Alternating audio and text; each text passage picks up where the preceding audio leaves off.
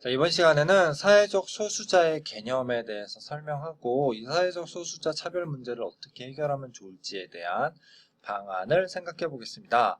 사회적 소수자는 개념 바로 나와 있죠. 신체적 또는 문화적 특성 때문에 자기가 사는 사회의 다른 구성원들과 구분되어 불평등한 처우를 받는 사람들로서 스스로 집합적 차별의 대상임을 인식하는 사람들의 집단으로 정의한대요. 그러니까 일단 여기까지만 살펴보면 신체적 특성, 내가 그러니까 뭐 예를 들어서 살 색깔 또는 문화적 특성, 내가 가지고 있는 종교 그런 특성 때문에 다른 구성원들에게서 차별을 받는 거예요. 그런 차별을 받는 사람들을 사회적 소수자라고 한다. 근데 여기서 말하는 이 소수라는 것이요, 적다는 의미잖아요. 원래 소수라는 의미가 적다는 의미잖아. 하지만 사회적 소수자라는 개념은 그것이 꼭 수적으로 적은 거를 뜻하는 건 아니에요. 수적으로 많아도 사회적 소수자가 될 수 있어요. 예를 들어서 그러니까 여기 지금 나오죠. 소수자는 지배 집단에 대한 피지배 집단을 가리킨 개념이지 반드시 수적 소수를 뜻하는 것은 아니다. 즉 소수자 집단을 규정하는 핵심 기준은 수가 아니라 권력의 크기라는 거예요. 예를 들어서 남성과 여성, 우리 바로 전 시간에 성 불평등에 대해서 이야기했잖아요. 남성과 여성은 수적으로 거의 비슷해. 하지만 권력을 남성들이 쥐고 있으면 여성들은 사회적 소수자가 되는 거예요. 이해가요? 심지어는 우리 그 남아프리카 공화국 생각해 봅시다. 남아프리카 공화국에 예전에 백인이 흑인들을 상대로 아파르테이트라는 그런 그 흑백 차별 정책을 펼칠 때 남아프리카 공화국의 백인은 10% 정도밖에 안 되고 나머지 90% 인구는 흑인이거든요. 하지만 이때 사회적 소수자는 흑인들인 거죠. 90%나 되는데요. 그래도 권력을 가지고 있지 못했기 때문에 사회적 소수자인 거죠. 이해가요? 그러니까 이게 수적으로 적다고 해서 사회적 소수자가 되는 것이 아니라요. 그 사람들이 권력에서 소외되고 어떠한 차별을 받아야 돼. 그래서 밑에 잘 정리가 되어 있어요. 사회적 소수자 집단으로 개념 정의되려면 네 가지 조건을 충족해야 돼요. 네 가지 조건. 그래서 어떤 네 가지 조건이냐? 첫 번째, 소수자 집단은 신체 또는 문화적으로 다른 집단과 구별되는 뚜렷한 차이가 있어야 되고요. 그 다음에 두 번째, 권력에서 열세 있거나 자원 동원 능력이 뒤처져야 돼. 그 다음에 세 번째, 소수자 집단은 그 집단의 성원이라는 이유만으로 사회적 차별의 대상이 돼요. 그 다음 네 번째, 어떤 사람이 자기가 차별받는 집단의 성원이라는 점을 느껴야 비로소 그 사람은 소수자 집단의 성원이 돼요. 그러니까 나는 사회적 소수자 집단에 속해 있는 성원이야 라는 인식까지 뒤따라야 사회적 소수자가 된다는 거예요. 이해가요? 그러니까 이거를 다시, 이거 학자들이 정리해 놓은 개념이니까 여러분들이 알아두셔야겠죠? 그래서 첫 번째, 식별 가능성. 식별 가능성. 글씨가 삐뚤삐뚤하네요. 식별 가능성. 그래서 다른 집단과 구별될 수 있는 뚜렷한 특징이 차이가 있어야 돼요. 두 번째, 권력의 열세. 열세, 우세 뜻 알죠? 우세는 많이 가지고 있는 거고 열세는 뒤처지는 거죠. 그렇죠? 그 다음에 세 번째는 사회적 차별이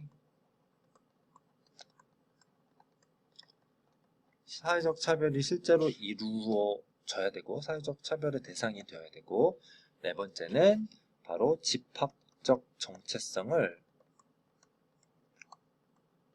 그 사람들 스스로 가지고 있어야 돼요. 이 네 가지 조건이 충족이 되면 사회적 소수자다라고 언급할 수 있는 거예요. 이러한 사회적 소수자의 특성은 밑에 세상 돋보기를 보면 얼마든지 변할 수 있어요. 그래서 아까 남아프리카 공화국에서 말씀드렸던 것처럼 흑인이 사회적 소수자였지만 이제 더 이상 사회적 소수자가 아니에요. 그렇죠? 그곳에서 흑인이 권력을 잡았고 흑인들에 의해서 나라가 운영되고 있어요. 그렇죠? 그래서 시대와 장소에 따라서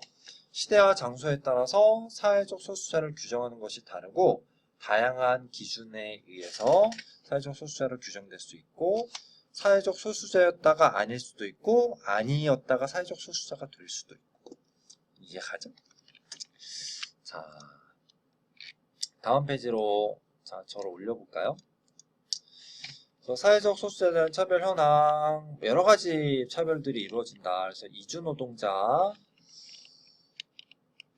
이주노동자, 결혼이민자, 그 다음에 북한 이탈 주민, 그 다음에 특정 연령 집단, 특정 종교 신자, 종교 같은 경우에도 예를 들어서 여호와의 증인이다. 그러한 종교를 가지고 있다고 해서 다른 사람들이 차별한다면 사회적 소수자가 되겠죠. 그렇죠? 장애인이다, 여성이다, 빈곤층이다. 성적 소수자 여러분 알죠? 성적 소수자 요즘에 성적 소수자는 보통 LGBT라고 하는데 요즘엔 뒤에 뭐가 더 붙기도 했는데 LGBT까지만 알아두시면 될 것 같아요. LGBT에서 레이, 게이, 레즈비언, 게이, 바이섹슈얼, 트랜스젠더. 각각의 뜻이 뭔지는 알죠. 그래서 이 LGBT들 성적 소수자들이 이제 또 자기들이 차별받고 있다, 자신들의 권리를 보장해달라 이렇게 시위를 벌이기도 하고 관심이 높아지고 있죠. 그 다음에 신념에 따른 병역 거부자 등 여러 집단이 주류사회로부터 차별을 받고 있고 이 사람들이 자신들이 차별받고 있음을 인식하고 있고 그 차별을 없애달라고 적극적으로 요구하고 있어요. 그렇기 때문에 사회적 소수자가 되는 거죠. 그렇죠?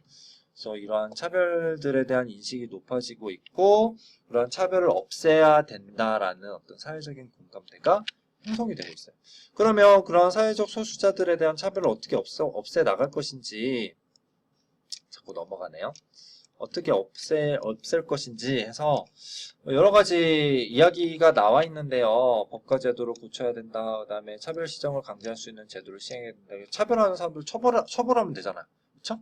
그 다음에 이 내용이 중요해요. 특정 집단에 대한 차별이 오랜 시간 유지되어 기회평등이 실질적으로 보장되기 어려운 경우에는 적극적 차별 시정 조치를 시행하는 것이 바람직하다. 적극적 차별 시정 조치 또는 적극적 우대 조치라고 해요. 적극적 우대 조치 같은 말이에요. 이거는 뭐냐?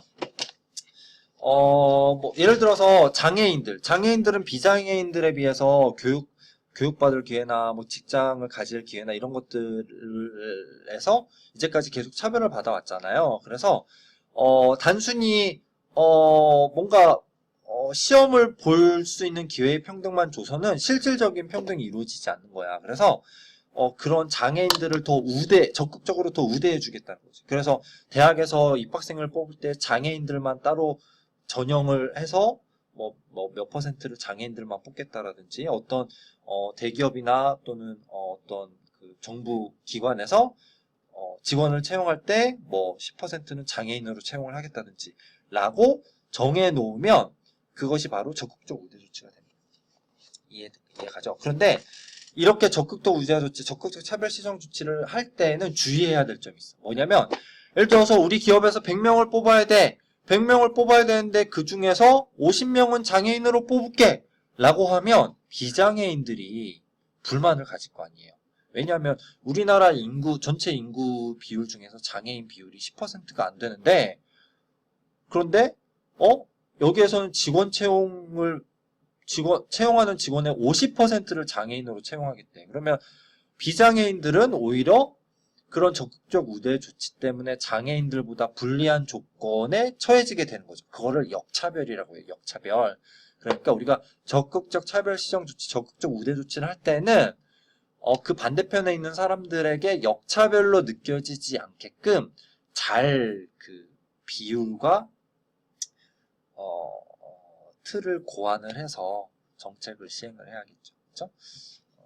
여기까지 해서 이제 사회적 소수자와 그 소수자 차별에 대한 개선 방안들에 대해서 살펴보았고요. 마지막에 결국에는 사회적 소수자의 존재를 인정하고 그들에 대해서 관용하고 포용력을 가지고 그들과 함께 자연스럽게 살아갈 수 있는 그런 문화를 만들어가는 것이 중요하겠죠. 그래서 여러분들 사이에서도 예를 들어서 장애인이다. 예를 들어서 뭐 성적 소수자다. 이상하게 볼 것이 아니라 난 내가 이성애자니까 저 사람은 동성애자일 수도 있지. 라는 시각으로 바라볼 수 있다면 사회적 소수자가 차별받지 않는 사회가 만들어지지 않을까 싶습니다. 오늘은 이 정도로 설명 마치겠습니다.